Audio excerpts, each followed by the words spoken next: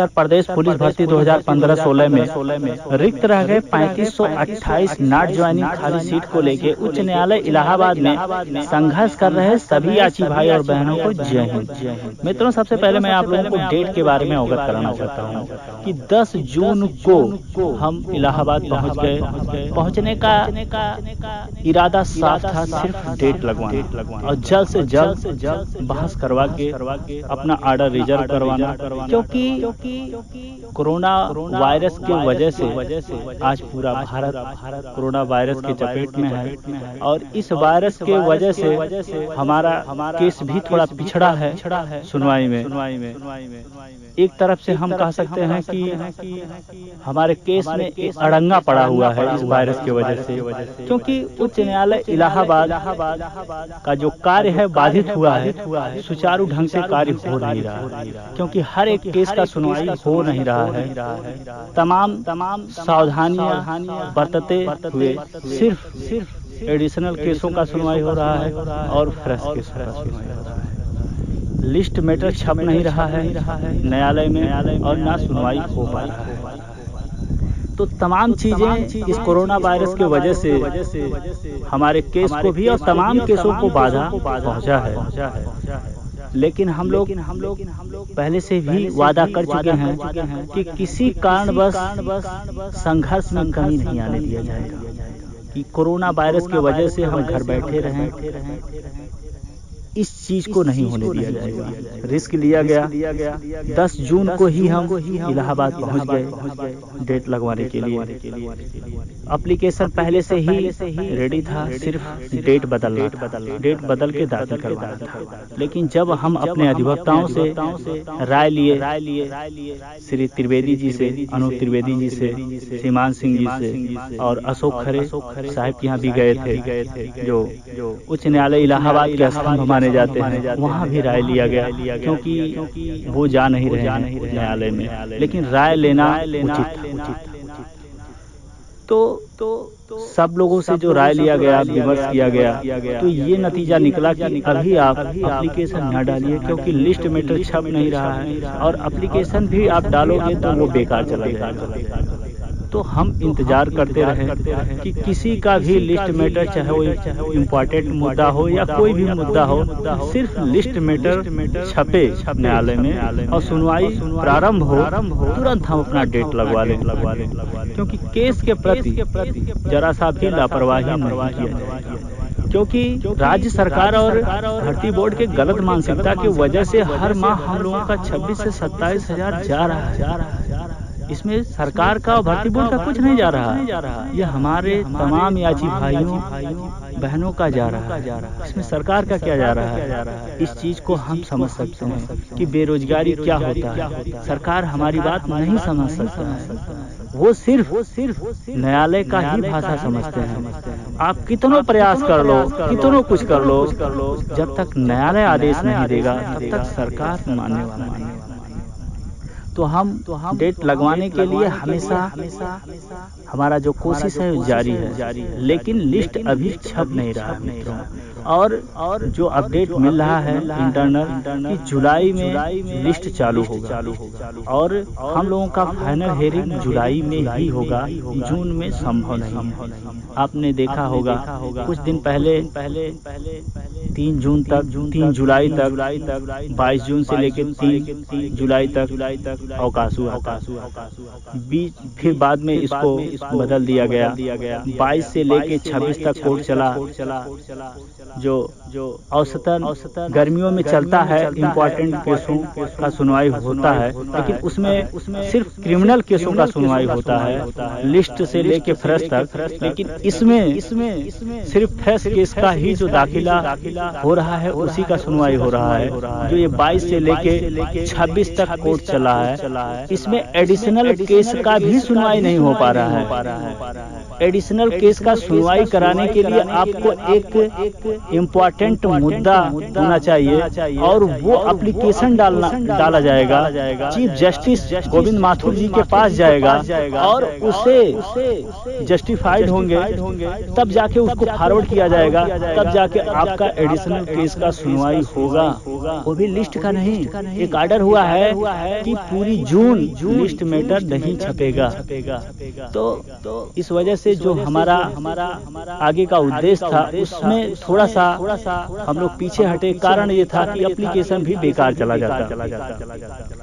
तो हम लोग राय अपने अधिवक्ताओं से लिए, तो जून में रुकने के लिए जितने भी हमारे अधिवक्ता हैं सीनियर जूनियर राय दिए। और मजबूरी भी था, क्योंकि लिस्ट मैटर जब छप नहीं रहा है तो हमारा भी नहीं छपेगा और हमारा भी नहीं बहस होगा। इसलिए एप्लीकेशन बेकार ना चला जाए, इसलिए नहीं।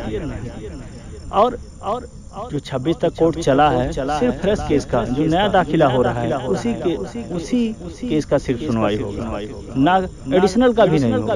एडिशनल जो इम्पोर्टेंट एडिशनल केस है उन्हीं का सुनवाई होगा। अब 3 जुलाई को खुल रहा है, लेकिन 4 तारीख और 5 तारीख लगभग शनिवार इतवार पड़ जा रहा है। तो जो सुचारू ढंग से कार्य होगा न्यायालय में वो लगभग 6 तारीख। और हम लोग जैसे ही कार्य चालू होता है एकदम एक्टिव रहेंगे, और आज भी एक्टिव है। किसी का भी लिस्ट मैटर छपता है तो सबसे पहले डेट चाहे कुछ भी करना पड़े, क्योंकि कभी भी अपने केस में चाहे वो हड़ताल का समय हो, चाहे वो लॉकडाउन का समय हो, कभी भी हम अपने केस में संघर्ष की कमी नहीं आने दिए। चाहे कुछ भी रिस्क लेना पड़े, हम लोग रिस्क लेकर ही इलाहाबाद में रह रहे हैं। तमाम मोहल्लों में कोरोना वायरस के मरीज पकड़े जा रहे हैं, फिर भी रिस्क लेकर यहाँ हम लोग जमे हुए हैं कि जल्द से जल्द अपने केस का डेट लगवा के बहस करवा लिया जाए। क्योंकि जो समय बीत रहा है इसमें हमारे तमाम याची भाई और बहनों का बहुत ज्यादा नुकसान हो रहा है। पहली बात समय का नुकसान, क्योंकि समय बिताना काफी मुश्किल है और हर माह 26 से 27 हजार बेकार जा रहा है। तो तमाम चीजें हम लोग ध्यान में रखते हुए कार्य में लगे हैं, रिस्क लेके। क्योंकि आप लोग ने जो नेतृत्व दिया है उस नेतृत्व में कमी ना आए, इस बात को भी ध्यान में रख के कार्य किया जा रहा है। तो डेट के बारे में आप लोगों को बता दिया गया कि कभी भी लापरवाही नहीं होगा। तमाम हमारे याची भाई बहन डिस्प्ले बोर्ड भी चलाते होंगे, देखते होंगे और नेट पे भी चेक करते होंगे। आप लोग देखते रहिएगा, किसी का भी लिस्ट जब तो चलेगा तो हमारा लिस्ट 100% चलेगा।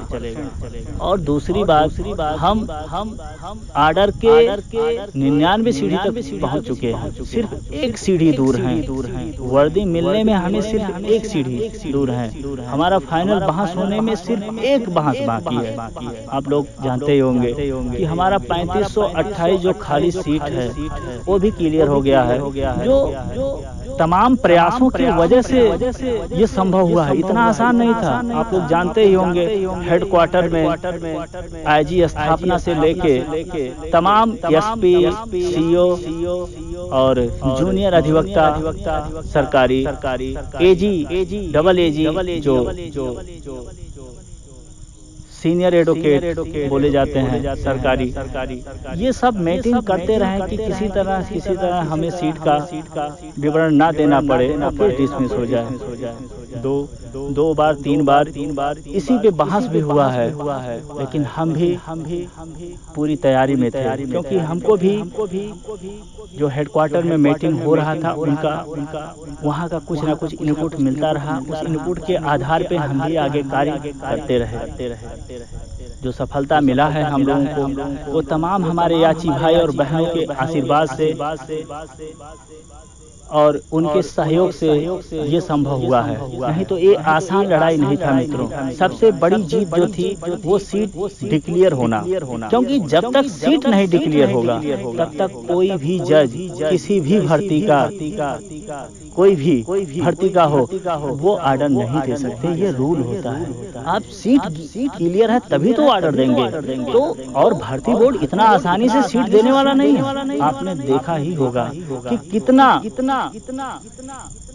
इधर का उधर ब्लेम लगाते रहे कि ये काम हेडक्वार्टर का है, भर्ती बोर्ड कहता रहा है, भर्ती हेडक्वार्टर कहता रहा है, ये काम भर्ती बोर्ड का है, फिर राज्य सरकार, तमाम अपने अपने सप्लीमेंट्री लोग लगाते रहे। लेकिन हम लोग भी एकदम जबरदस्त संघर्ष करते रहे और हम लोग सत्य के रास्ते पे संघर्ष करते रहे। सत्य परेशान हो सकता है लेकिन पराजित नहीं हो सकता, ये इतिहास गवाह है भाई। तो जो हम लोगों को डाटा जिस दिन मिला, सबसे बड़ी कामयाबी उसी दिन हम लोगों को मिला, सफलता मिला। क्योंकि किसी भी भर्ती में जब तक सीट क्लियर नहीं होगा, आप सुप्रीम कोर्ट तक चले जाओ, कुछ भी नहीं मिलने वाला है। लेकिन जब तो आपका सीट क्लियर है, आपके पास है, जैसे आपने कह दिया कि 5000 सीटें खाली है, लेकिन भर्ती बोर्ड को भी बताना पड़ेगा ना कि सीट कितना खाली है। और जब तक भर्ती बोर्ड नहीं बताएगा तब तक जज मानने के लिए तैयार ही नहीं होंगे। क्योंकि किसी भी कोर्ट में एक पक्षीय कार्रवाई नहीं होता है, दोनों पक्षों का बात सुना जाता है। एक पक्ष कह रहा है कि 5000 है, दूसरा पक्ष कुछ भी नहीं बता रहा है। तो जब तक दूसरा पक्ष नहीं बताएगा तब तक वो भर्ती क्लियर नहीं होगा। तो सबसे बड़ी कामयाबी हमारी उसी दिन था कि हमारा जो सीट था वो डिक्लेयर हो गया कि 3528 सीटें खाली हैं। सबसे बड़ी कामयाबी किसी भी भर्ती का सबसे बड़ी कामयाबी यही होता है कि सीट डिक्लेयर करवा लेना। दूसरी हमारे लिए बड़ी भारी समस्या था सामने, क्योंकि हमारे भर्ती में ये रूल था कि वैकेंसी कैरी फॉरवर्ड का रूल था, मेडिकल अब्सेंट, अनफिट, ये जो भी सीटें डिक्लेयर होते हैं ये कैरी फॉरवर्ड का रूल था। इससे हम आनाकानी नहीं कर सकते। लेकिन ये भी रूल था कि इस भर्ती में वेटिंग लिस्ट का प्रावधान नहीं था। जो भर्ती बोर्ड ऑलरेडी एक बार नहीं दो बार गलती कर चुका था, ओबीसी मैटर में भी और जनरल में तो कर ही दिया। क्योंकि वेटिंग लिस्ट का प्रावधान मतलब कि किसी भी भर्ती में पूरा रिजल्ट एक ही बार में ओपन करना है, पूरा रिजल्ट एक बार में ओपन करना है। आपको 2 बार 3 बार में नहीं ओपन करना है कि मेरिट आप डाउन करते जाओ। ये नियमावली के खिलाफ था और इसी पॉइंट पे हम फोकस करते रहे। जब हमारा स्टे हमको मिला था 3528 सीटों पे, जब स्टे मिला था 4 मार्च का दिन था, सबसे खुशहाली का दिन था और हमारे तमाम याची भाई और बहनों के भविष्य का खुलने का मतलब उनको वर्दी मिलने का वो दिन था। वो दिन हमको नहीं भूलना चाहिए। 4 मार्च का दिन जो हमको स्टे मिला था, पूरा यूपी उस दिन खुश था। तमाम हमारे याची भाई बहनों के माँ बाप सारे लोग खुश थे, तमाम फोन आए भी थे। कुछ ऐसे भी अधिकारी जुड़े हुए हैं, उनके भी कैंडिडेट हैं, मतलब उनके बेटा बेटी इस याचिका में उनका भी नाम है। उनके द्वारा भी फोन किया गया था कि ये बहुत बड़ी उपलब्धि हासिल हुआ था कि नियमावली में होते हुए भी हम वैकेंसी को कैरी फॉरवर्ड नहीं करने दिए, क्योंकि उन्होंने रोल से चला नहीं था और वही चीज हम पकड़ के रखे, उसी पे फोकस किए, वो फंस गए। क्योंकि वो तमाम दलीलें दिए उनके डबल एजी से लेके जूनियर एडवोकेट तक भर्ती बोर्ड के, लेकिन कोई भी दलील उनका चला नहीं, क्योंकि वो नियमावली के विरुद्ध थे और जो वो गलती किए थे वो चीज हम उसी पे फोकस किए, उसी पे बहस किए और तब जाके हमें 3528 सीट पे स्टे मिल गया कि कोई भी वैकेंसी कैरी फॉरवर्ड आप नहीं कर सकते। सबसे बड़ी जीत है। उसके बाद तमाम हमारे याची भाई बहन परेशान हुए, जर्नल आर्डर। तो सबसे पहले मैं बताना चाहता हूँ नियमावली में कट ऑफ डाउन करने का कोई भी नियम नहीं, पहली चीज। और भर्ती बोर्ड कतई नहीं चाहेगा कि cut off down journal order, क्योंकि जब तो ऐसा कोई आर्डर आता है ना तो तमाम भर्तियों के लिए एक बेस एक आर्डर तैयार करता है। वही आर्डर कॉपी लगा के हर भर्तियों में जो भी खाली सीट होगा वो कैंडिडेट लेते रहेंगे। ये कतई नहीं चाहेगा राज्य सरकार या भर्ती। इससे साफ जाहिर होता है वो चाहेंगे कि पिटिशनर अलाउ दे दे हो जाए भर्ती बोर्ड कहने का एक मौका मिलेगा कि जो सीटें था वो हमने भर लिया, कोर्ट ने आदेश किया हम ले लिए वो लड़कों को, ये आर्डर हो जाएगा। ठीक है, तो ये जो आर्डर रहेगा और भर्तियों में उतना काम उतना प्रेशर नहीं डाल पाएगा जो जर्नल आर्डर का आर्डर रहेगा और ये पिटिशनर आर्डर का, दोनों में बहुत डिफरेंट हो जाता है। ये आर्डर उतना बेस का कार्य नहीं करेगा और भर्तियों के लिए, और जब जर्नल आर्डर हो जाएगा तो सारे भर्तियों में ये बेस का कार्य करना प्रारंभ कर देगा। तो ये भर्ती बोर्ड कतई नहीं चाहेगा, इसलिए पूरा चांस है पिटिशनर अलाउ मतलब याची आर्डर आने का। दूसरी बात, हमारा उस पर फोकस भी रहेगा। हमारे जितने भी सीनियर एडवोकेट जूनियर एडवोकेट हैं उस ही पॉइंट पे बहस करेंगे। तमाम चीज हमने नोट भी करवा दिए हैं क्या क्या बहस करना है, क्योंकि पहले से ही प्लानिंग बना के कार्य करते हैं। हम लोगों का कार्य करने का थोड़ा तरीका अलग है, क्योंकि बहस होने से पहले अपने में राय लिया जाता है अपने अधिवक्ताओं से, चाहे वो सीनियर एडवोकेट है चाहे जूनियर एडवोकेट है। राय लेके क्या पॉइंट खोजना है, क्या कागज खोजना है, क्या डॉक्यूमेंट खोजना है, उसको पहले से ही एकदम कंप्लीट रख के उसी पे फोकस दिया जाता है, जिससे हमें कामयाबी लगभग 20 से 21 बहस हमारे रीट संख्या 26/813/2018 में हो चुका है। और हर एक डेट में हमको 100% फायदा मिला है। हर एक बहस हमारे पक्ष में ही हुआ है। उसका सिर्फ एक ही मतलब है कि कोई भी कार्य हम लोग करते हैं तो एक प्लानिंग के तहत कार्य करते हैं, जिससे हमें फायदा मिलता है। और तमाम हमारे याची भाई बहन बहुत परेशान है कि हम याची आर्डर आ जाएगा तो कोई जनरल करवा देगा। आप लोग चिंता ना करिए, हमारा सारा कार्य एकदम तैयारी से है। जैसे हमारा आर्डर रिजर्व होता है उसके दूसरे दिन एक कैविएट दाखिल कर दिया जाएगा, डबल बेंच कैविएट दाखिल कर दिया जाएगा और उससे हमें बहुत ज्यादा सपोर्ट मिलेगा। हमारा कोई विपक्षी जो हमारे पे कोई षड्यंत्र रचता है तो षड्यंत्र रचने से पहले ही हमको जानकारी मिल जाएगा और उनका सामना हम पूर्ण रूप से कर सकेंगे और पूरे कंप्लीट के साथ फिर हम उनका सामना करने के लिए कोर्ट हमारे अधिवक्ता पहुंचेंगे। तो सारी चीजें व्यवस्थित हैं, सारे चीज कार्य एकदम क्या आगे करना है क्या नहीं करना है एकदम कंप्लीट फैक्टर है, उसमें जरा सा भी सस्पेंस नहीं है, क्योंकि जो भी कार्य किया जाता है और बहुत मन से, क्योंकि अपना खुद भविष्य इसमें लगा है दांव पे और तमाम हमारे याची भाई और बहनों के भविष्य का इसमें सवाल है। तो किसी पॉइंट पे लापरवाही नहीं बरता जाता। जब तो कोई भी 10% कोई चांस रहता है तो उसे 50% चांस में बदलने का हम लोग प्रयत्न करते हैं।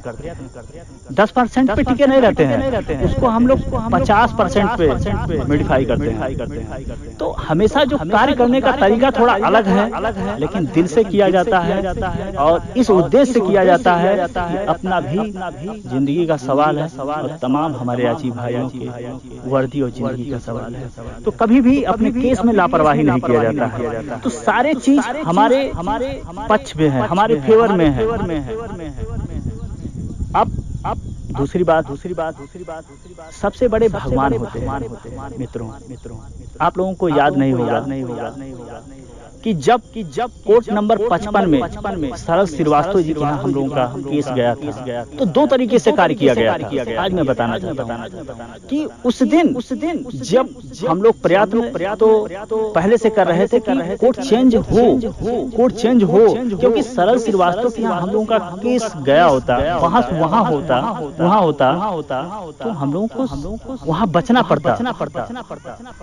तब फाइनल बहस करवाने के लिए हम लोग नहीं जाते, हम लोग सिर्फ बचते, क्योंकि किसी बेंच में आपसे बचना पड़ता है और जो तो नहीं बचने का कला आप सीखे हो, नहीं जानते हो तो केस भी आपका चला जाएगा।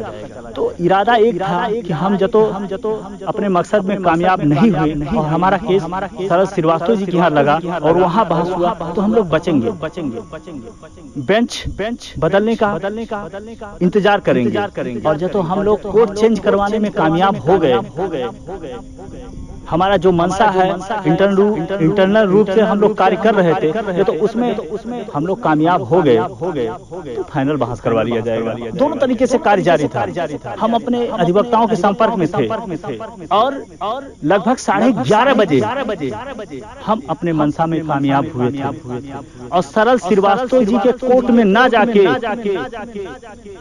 तुरंत हम लोग अब पूरी इससे ज्यादा हम आप लोगों को नहीं बता सकते हैं, तुरंत लिस्ट चेंज करवाया गया और फिर हम लोगों का केस कोर्ट नंबर 36 में श्री MC त्रिपाठी जी।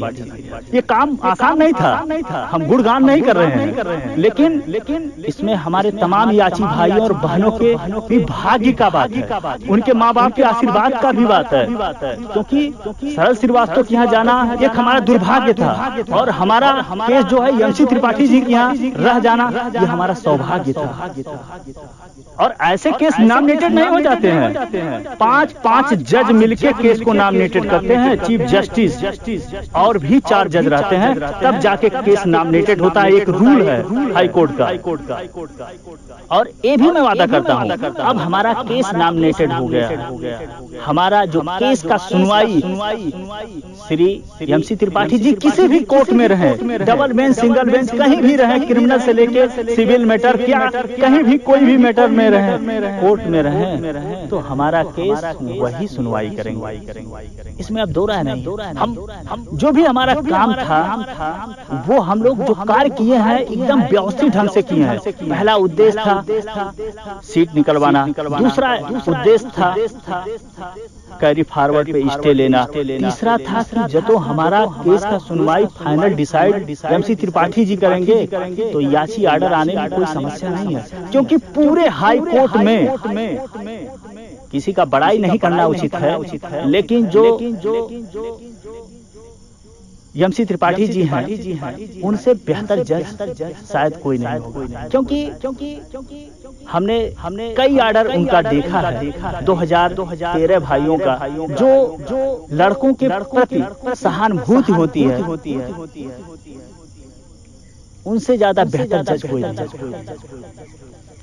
दूसरी बात हमारे जो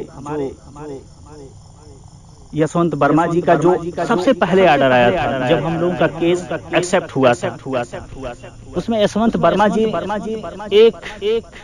लगभग 1 पेज का ऑर्डर दिए थे।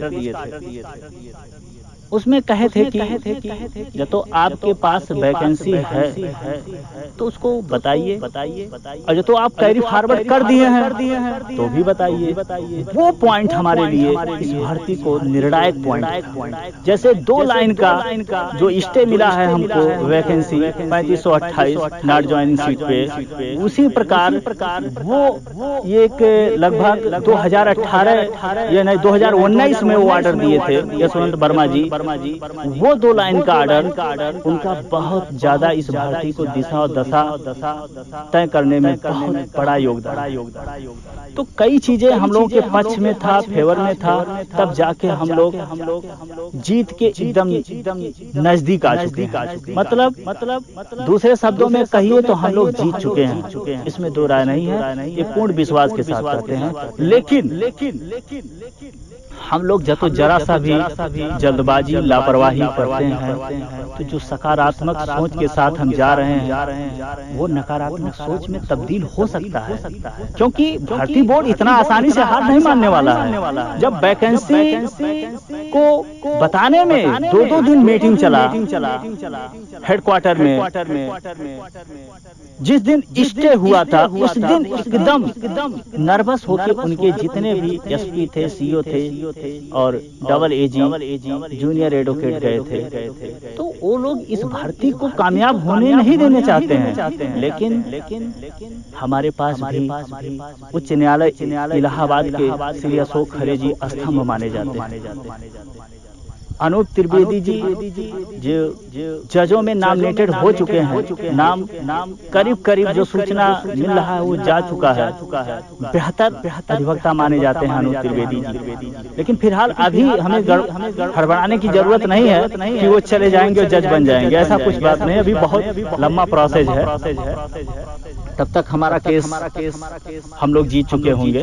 तो हमारे पास जो भी अधिवक्ता है, क्योंकि जो चुना गया था बहुत राय लेके, क्योंकि जब अनूप त्रिवेदी जी को और एचएन सिंह को चुनना था, तो क्योंकि दोनों भी सीनियर एडवोकेट थे और दोनों में से किसको चुनना है, ये हम तमाम अधिवक्ताओं के संपर्क किए, सरकारी से लेके प्राइवेट तक। फिर हमें जो लास्ट डिसीजन हम लोग लिए वो अनूप त्रिवेदी जी को लिए, और वो सफल था क्योंकि हमको एचएन सिंह को लेते तो थोड़ा सा वो उनका बहस करने का तरीका अलग था, लेकिन अनूप त्रिवेदी जी एक सुलझे हुए सीनियर एडवोकेट हैं। हमारे इस जीत दिलाने में उनका प्रमुख भूमिका रहा, इसे नहीं हमें भूलना चाहिए। तो सब कुछ मिला जुला के जो हमारे केस का है वो दिशा दशा सब कुछ तय हो गया है, लेकिन हमें जल्दबाजी नहीं करना चाहिए। जल्दबाजी में भी कभी कभी अंतिम की लड़ाई समस्या हो जाता है। सकारात्मक के बजाय नकारात्मक भी परिणाम हमको देखना पड़ सकता है, और फिर आगे का दरवाजा हमको खटखटाना होगा, तो समस्या होगा, समय और हमारा नुकसान होगा। और जो 26-27 हजार हर मंथ जा रहा है और आगे जाता रहेगा और हम लोग परेशान हो जाएंगे।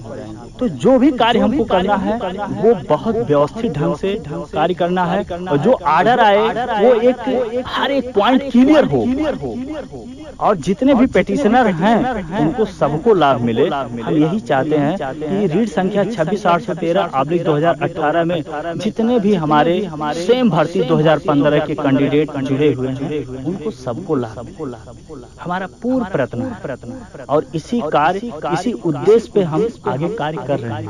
हम बैठे नहीं हैं, भले कोरोना महामारी की वजह से हमारे केस में अड़ंगा पड़ा हुआ है, बहस नहीं हो पा रहा है, ये हमारा दुर्भाग्य है, और तमाम हमारे याची भाइयों और बहनों के लिए दुर्भाग्य है। लेकिन हमारा कार्य, हमारा संघर्ष में कमी नहीं होने पाया है। बेहतर से बेहतर हमारी कोशिश रहती है कि जल्द से जल्द हमारा बहस हो, जजमेंट आए और आगे कार्य चले। यही हमारी कोशिश हमेशा रहती है। डेट के बारे में आप लोगों को बता दिया गया कि आप लोग परेशान न रहिए। जैसे जुलाई में कोर्ट प्रारंभ होता है, सुचारू ढंग से कार्य प्रारंभ होता है, तुरंत अपना डेट लगवा लिया जाएगा। और याची ऑर्डर और जर्नल ऑर्डर को लेके आप सस्पेंस में ना रहिए। हमारा जो उद्देश्य है, हमारा जो मेन फैक्टर है वो पेटिशनर अलाउ है, और इस कार्य पे हम करते रहेंगे। और जो सच्चाई के साथ कार्य किया जाता है वो कभी नर्वस नहीं होते हैं और ना विफल होते हैं, हमेशा सफल होते हैं, क्योंकि हम सत्य के साथ हैं। और हमारे तमाम याची ओवर एज हो चुके हैं, ये भी सत्य है, इसे झुटलाया नहीं जा सकता है। तो चाहे उनका कम नंबर हो या ज्यादा नंबर हो, सबको लाभ होना अति आवश्यक है, सबको वर्दी मिलना अति आवश्यक है। और जो सब कुछ हमारे फेवर में है, इस हिसाब से दिख रहा है कि पिटीशनर अलाउ हो सकता है। बहुत लोग ये कहते हैं कि हाई कोर्ट में पिटीशनर अलाउ नहीं होता है, सुप्रीम कोर्ट में होता है। अरे भाई, नॉट ज्वाइनिंग पे भी तो स्टे अभी तक नहीं हुआ था। इतनी बड़ी वैकेंसी पे हाई कोर्ट में नॉट ज्वाइनिंग को लेके अभी तक स्टे ये भी तो नहीं हुआ था, तो फिर क्यों हो गया? अरे जो लोग कार्य करते हैं सच्चाई के साथ, वो खुद इतिहास बनाते हैं, इतिहास को दोहराते नहीं हैं, इतिहास खुद बनाते हैं। तो हमारे तमाम याची भाइयों और बहनों के आशीर्वाद से, सहयोग से हम लोग इतिहास बनाएंगे। जैसे डिक्लेयर कराया गया सीट, स्टे लिया गया सीट पे कि कैरी फॉरवर्ड ना हो, उसी प्रकार हमारी पूरी प्रयास रहेगी कि पेटिशनरों को ही ये सीट मिले, इसमें पट की कोई चांस नहीं है। और इसी बेस पे हम कार्य करते हैं और करते रहेंगे। बाकी कौन क्या बरगला रहा है, कौन क्या कर रहा है, इससे हमें कोई मतलब नहीं है। तो सीट के बारे में आप लोगों को बता दिया गया। डेट को लेकर आप लोग बार बार ग्रुपों में मैसेज ना करिए, आप लोग समझदार हैं, एक भावी सिपाही हैं, डिसिप्लिन में आज से ही रहेंगे तो भविष्य में आपके लिए बेहतर होगा। और बाकी जो भी अपडेट मिलेगा आप लोगों को समय समय पे देते रहेंगे, आप लोगों को अवगत कराते रहेंगे। लेकिन अब हमेशा डेली टू डेली आप लोगों को ऑडियो के माध्यम से या वीडियो के माध्यम से जानकारी नहीं दिया जा सकता है, क्योंकि ये संभव नहीं है। बाकी बहुत कार्य रहता है, वकीलों से मिलना, तमाम हमारे भाइयों का फोन आना, उसको रिसीव करना। हमारी पूरी कोशिश रहती है जो भी फोन आता है उसको रिसीव करके जो भी उनका बात रहे उनको बताया जाए। इसलिए समय का थोड़ा अभाव रहता है, डेली टू डेली ऑडियो करना थोड़ा मुश्किल रहता है। लेकिन आप लोग जरा सा भी चिंता ना करिए, हमारा जो कार्य है वो बाधित नहीं हुआ है, कार्य चल रहा है। थोड़ा सा कोरोना वायरस की वजह से समस्या जो आ रहा है, आगे चल के ये भी समस्या खत्म हो जाएगा। जब जुलाई में कोर्ट प्रारंभ होगा सुचारू ढंग से, सारे केसों का सुनवाई प्रारंभ हो जाएगा तो सारे प्रॉब्लम खत्म हो जाएंगे। और जैसे हमारा ऑर्डर रिजर्व होता है, एक कैविएट दाखिल कर दिया जाएगा जिससे कोई हस्तक्षेप ना कर सके। अब इसी शब्दों के साथ हम विराम लेते हैं। सभी याची भाई और बहनों को जय हिंद।